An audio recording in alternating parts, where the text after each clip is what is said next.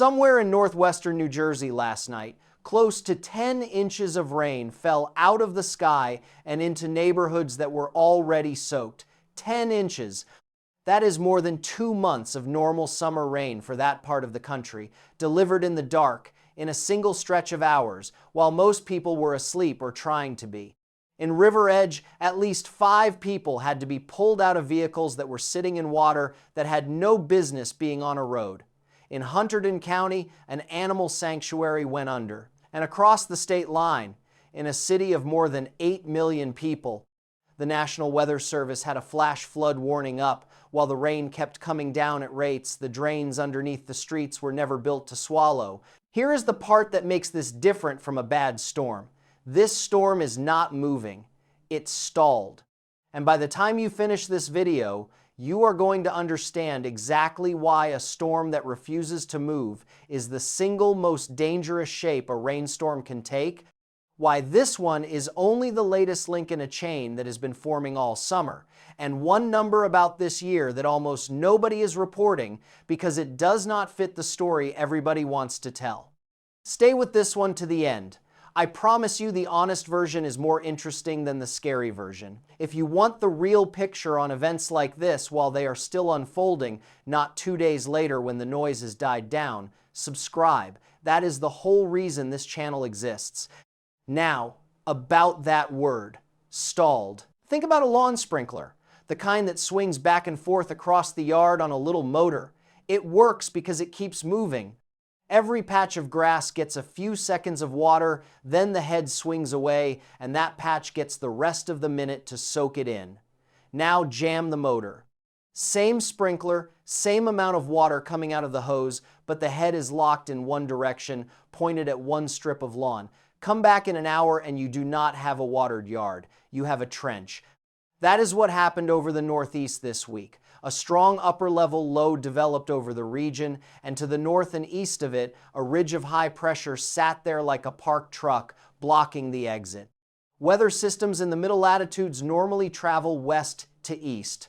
They cross a state, dump what they have, and leave. This one had nowhere to go. So it turned in place, feeding thunderstorm after thunderstorm along the same front over the same counties, hour after hour after hour. Meteorologists call this a blocking pattern.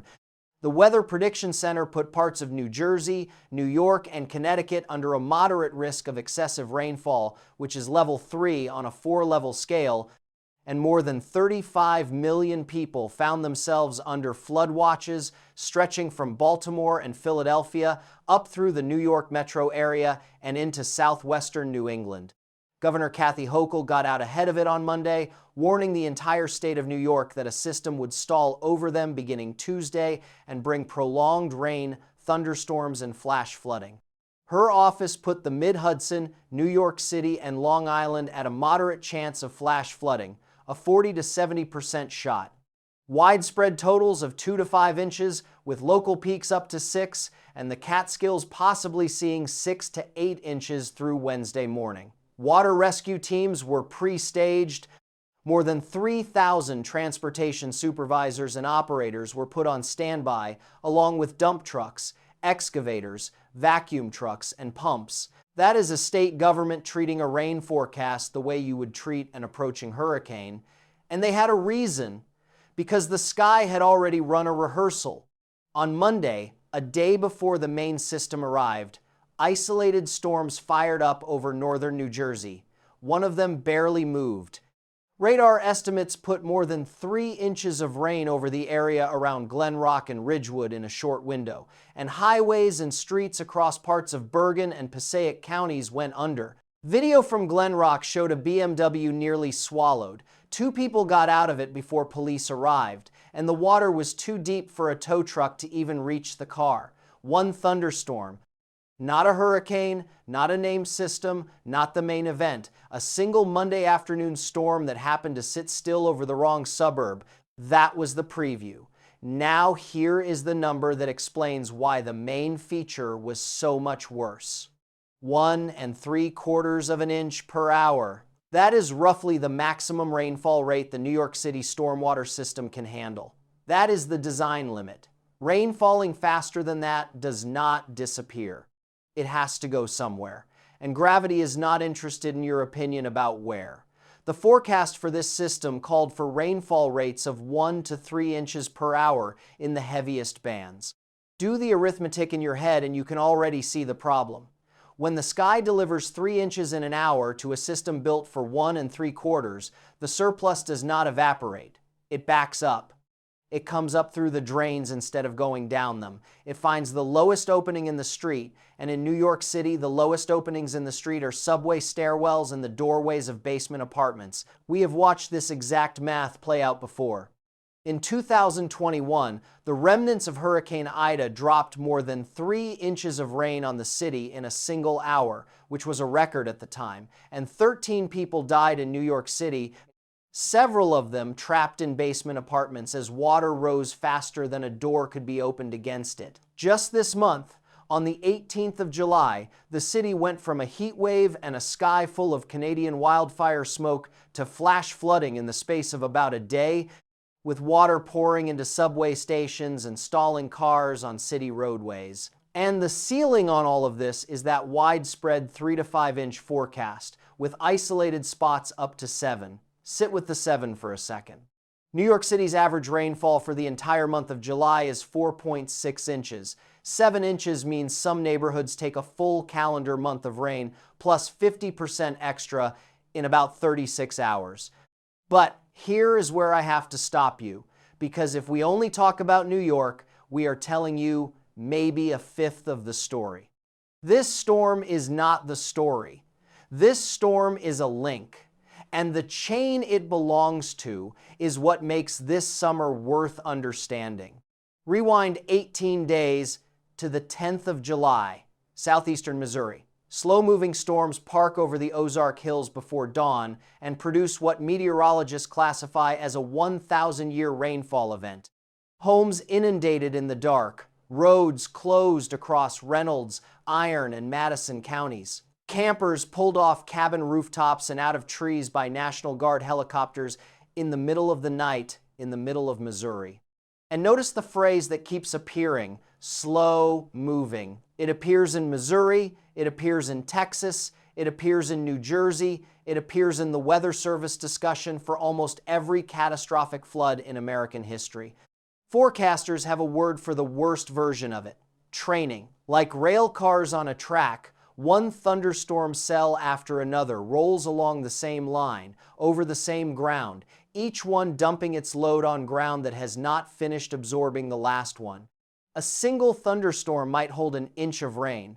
5 of them in a row over the same ridgeline is a disaster, and the radar loop of it looks almost peaceful, which is part of why it kills people. There is no wall cloud, there is no roar, there is just a red blob on the screen that will not move.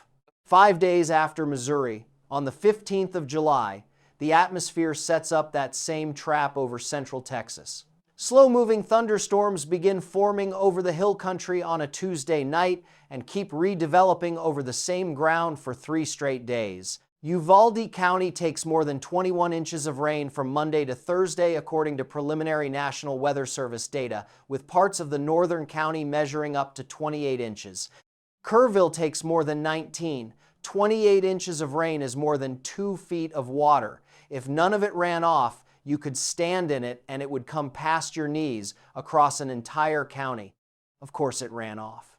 That is the whole problem with the hill country. It is limestone under a thin skin of soil, cut by narrow river valleys, and it sheds water like a tin roof. On the 16th, the Guadalupe River at Comfort rose more than 30 feet in under 3 hours and crested near 37 feet. Read that again slowly. A river rose the height of a 3-story building in less time than it takes to watch a baseball game. Downstream near Uvalde, floodwater tore out a section of the FM 481 bridge, the road locals call Old Eagle Pass Road, severing a rural link between Uvalde and Eagle Pass. Texas put more than 2,300 emergency responders and over 1,400 response assets into the field. Roughly 230 people were rescued. 2 people died. a man near Comfort who was swept away in an RV overnight, and a 74-year-old man north of Uvalde whose vehicle was carried off a road on Thursday morning. 2 deaths is 2 families destroyed. And I want to be careful here because those are people and not statistics. But I also have to give you the comparison, because the comparison is the most important thing in this entire video, and almost nobody made it. 1 year earlier, in July of 2025, the same region, the same river system, got 10 to 15 inches of rain over the upper Guadalupe Basin. That flood killed at least 135 people. Kerr County alone accounted for 119. It hit in the pre-dawn dark of the 4th of July, and it hit a stretch of riverbank lined with summer camps. Now compare. 2026 brought more rain, up to 28 inches instead of 10 to 15. A higher crest at Comfort, more water over more days across more counties, and the death toll went from at least 135 to 2. That is not luck. Some of it was timing, and I will be honest about that, because the 2026 flood peaked in daylight rather than at 3 in the morning, and daylight saves lives. But the rest of it was a decision. After the 2025 disaster, sirens were installed along the Guadalupe River specifically to warn people at riverside campgrounds to get to higher ground. During this month's flooding, those sirens sounded for the first time. Video from near Ingram captured them going off overnight at a campground. State officials said the alerts gave people downstream the notice they needed to move. The mayor of Kerrville said timely warnings across the community saved lives. I want you to hold on to that, because it is the single most hopeful fact in this whole summer. The water won. The water always wins. But the warning got there first, and that changed the arithmetic of who came home. Let me ask you something while we are here, and I read these. Have you ever come around a bend and found water across the road in front of you? What did you do, and what were you driving? I am asking because the answer to that question is the answer to most of this video, and I would rather hear it from you than lecture you about it, because the chain keeps going. Skip forward to Tuesday, the 21st of July. Upshur County, West Virginia. More than 5 inches of rain falls in about 6 hours over Appalachian terrain, and the Weather Service labels it a particularly dangerous situation. One stream gauge in the flood zone crests above 10.6 feet. The previous record on that gauge was 8.3 feet, set during a devastating flood in 1985. It was the first time in roughly 80 years of record keeping that this gauge had even reached major flood stage. Think about what that means. 80 years of measurements, Depression-era gauges, post-war gauges, every hurricane remnant and spring thaw and Appalachian gully washer that came through in 8 decades, and the previous high water mark had stood since the middle of the 1980s. It was broken by more than 2 feet on a Tuesday evening in July by rain that fell in 6 hours. Then the Sunday before that, Utah, where a flash flood emergency was issued over a wildfire burn scar. And then last night, while New Jersey was drowning, Colorado. This one deserves a moment, because it shows you a version of this hazard most people on the East Coast have never even heard of. Shortly after 5:30 in the evening, Mountain Time on Tuesday, the National Weather Service office in Pueblo issued a flash flood emergency for the Aspen Acres burn scar, including San Isabel and North Creek near the town of Beulah. Between 1 and 3 inches of rain had fallen. That is it, 1 to 3 inches. In New Jersey last night, that would have been an ordinary bad afternoon. In Beulah, it produced water rescues and large debris flows, closed roads in Pueblo and Fremont counties, and forced the local fire district to tell residents flatly to get to high ground and not attempt to drive through water. Why does 1 inch of rain in Colorado do what 5 inches of rain does in West Virginia? Because of what fire does to dirt.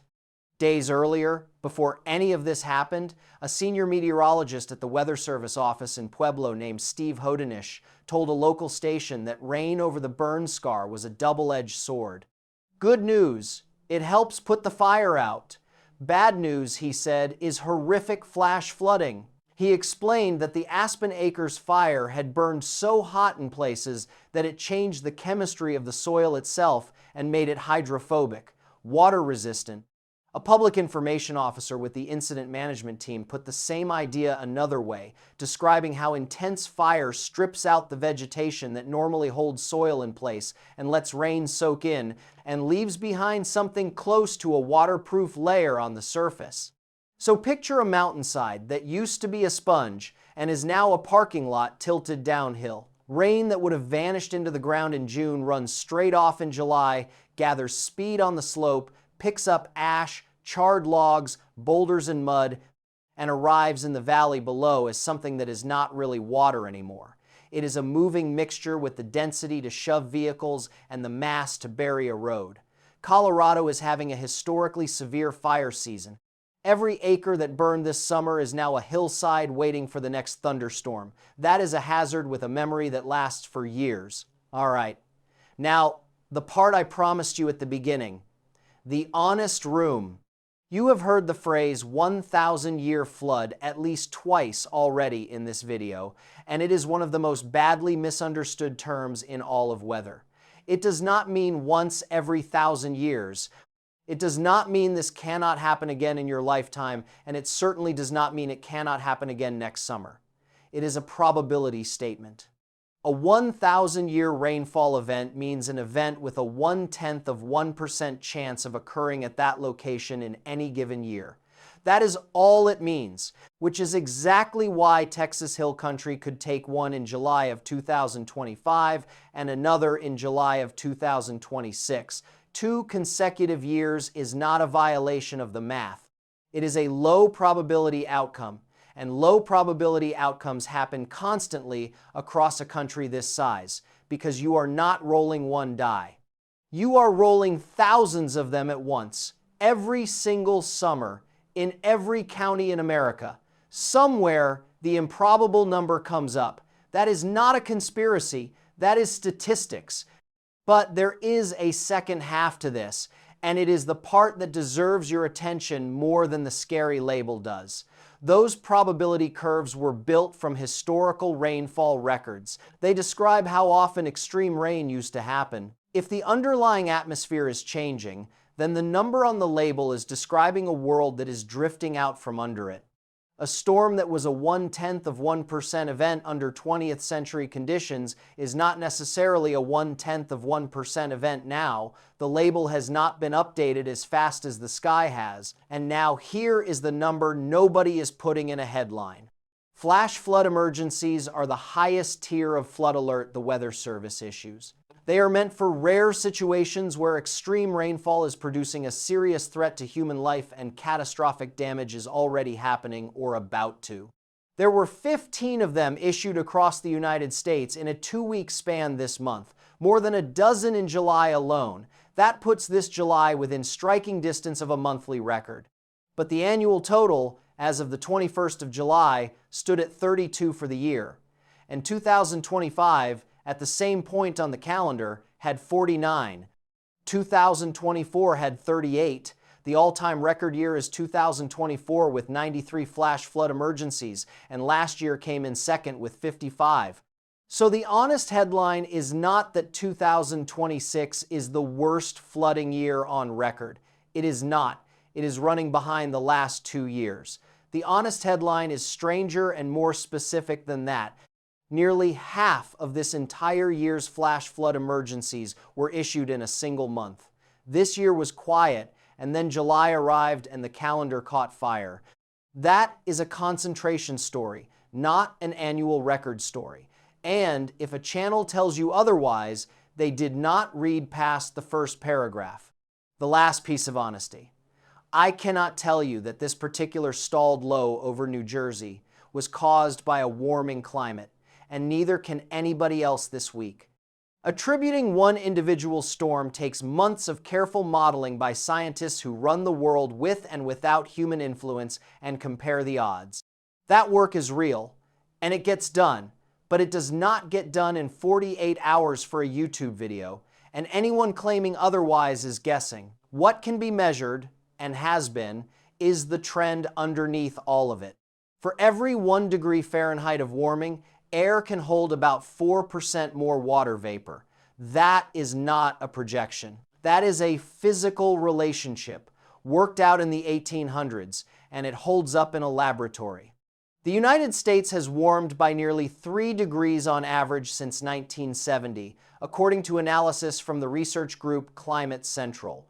Warmer oceans push more vapor upward on top of that.